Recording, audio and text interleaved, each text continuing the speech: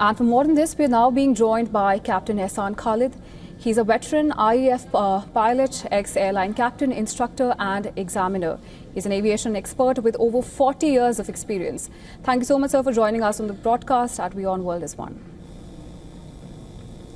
All right, very tragic accident, and we have been covering, and you have been covering it very nicely and very professionally. It is wrong for us to conjecture the reason and the fault that would have caused such a tragic accident.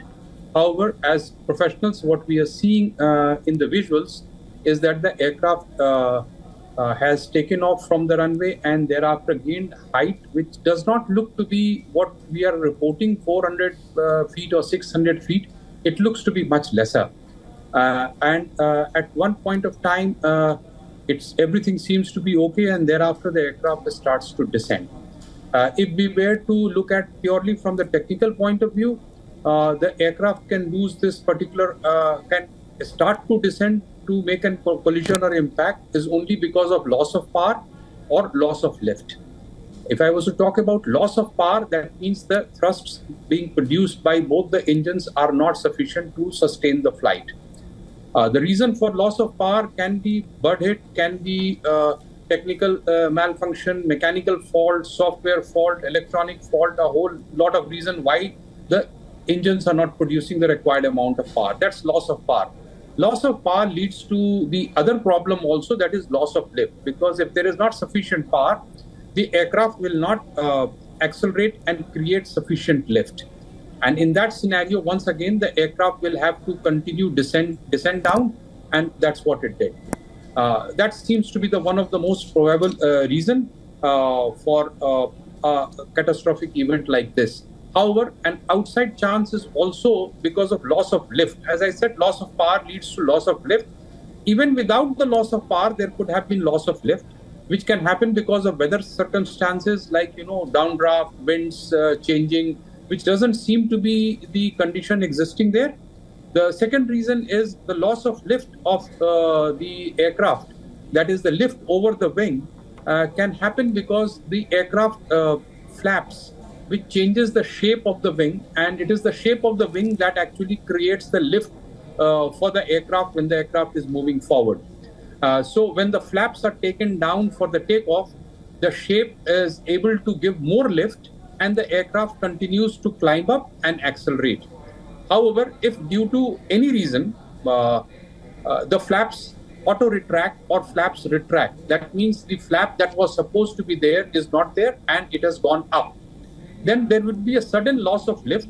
In this case, if at that place the flaps did go up, then the loss of lift can be as much as 30%, and it will lead the aircraft to continue to descend the way it did. Why will the flaps retract? There could be 1,000 reasons for it. A loss of power leads to loss of electrical and hydraulic failure, and all these can trigger a sense to the aircraft system, which has got a flap automatic retraction mechanism to prevent overload in case of high airspeed conditions.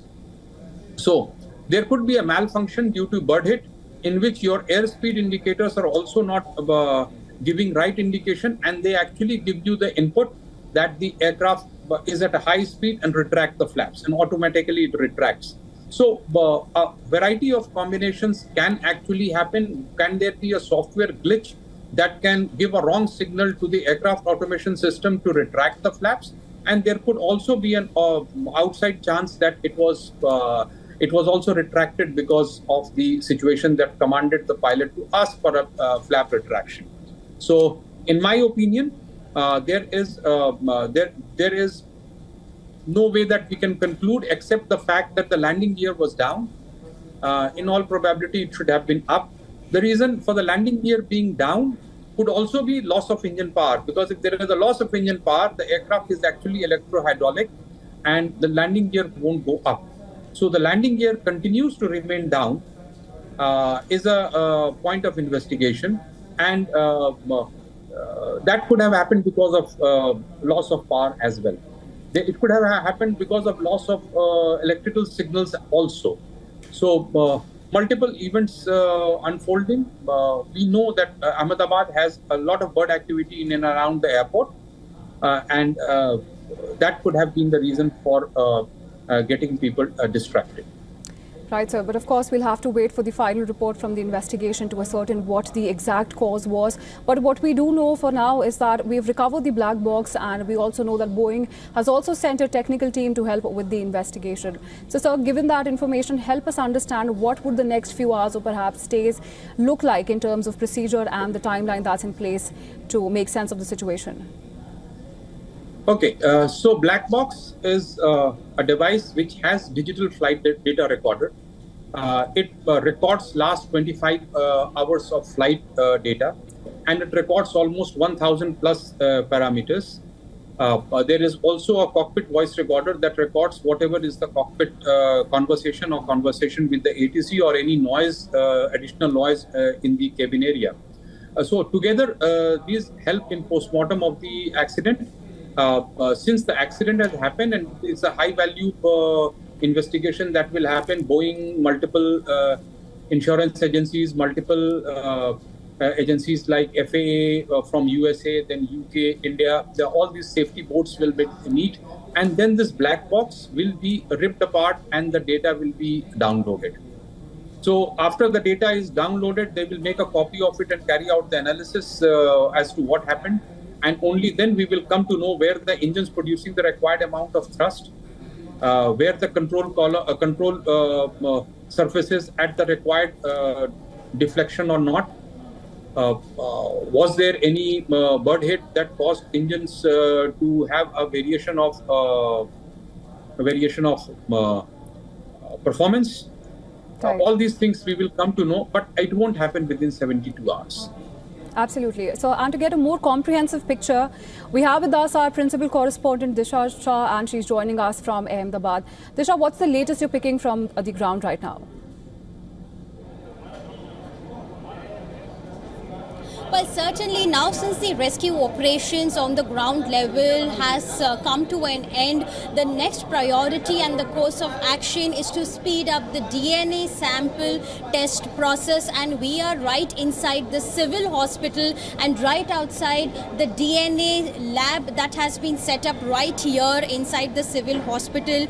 And this hospital is known as the Asia's biggest hospital. It is just 1.5 kilometers from the crash site. So what we know so far, that all the relatives of the victims have come from across the country, and they are there right inside that door. Hundreds of them have come from across the country, and they are here to give the DNA test samples. What we are being told, more than 600 samples have been collected today so far, and throughout the day this process will continue, because after the rescue operations are over, the next priority focus for them is to identify the passengers. Because remember, yesterday the authorities claim that the passengers on the board and even from the hostel, they recovered dead bodies which were partially burnt or fully burnt. So it is very impossible to recognize and identify the passenger, and hence the DNA sample will only help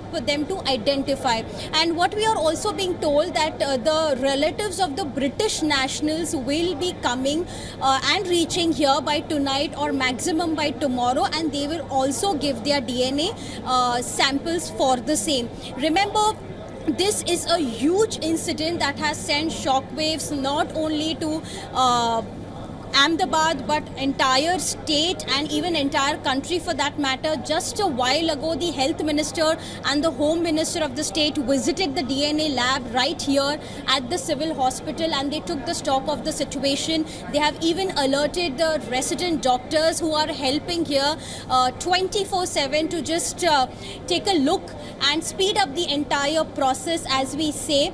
And the next, of course, course of action is the technical team that is working on the ground, assessing the entire situation. They are trying to find the fault as to what really happened, what caused the accident. And this, you can see, is the accident this is the civil hospital where I am standing.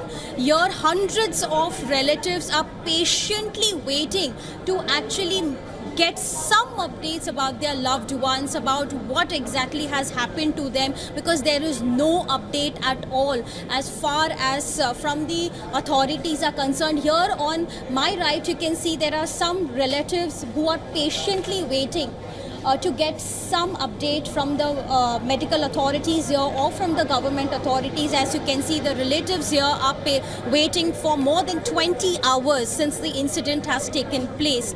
So on the ground, the forensic team has reached the spot, the crash site, and they are collecting the evidences. The central agencies are also included in collecting the evidences, every single trace for that matter, and the technical team is working. And right here, what you can see, the resident doctors are working along with the police personnel, so local administration, who are trying to speed up the DNA test sample process. Right, thanks Disha for getting us and our viewers up to speed about the latest developments. And also thank you so much Captain Ehsan Khalid for sharing your perspective with us.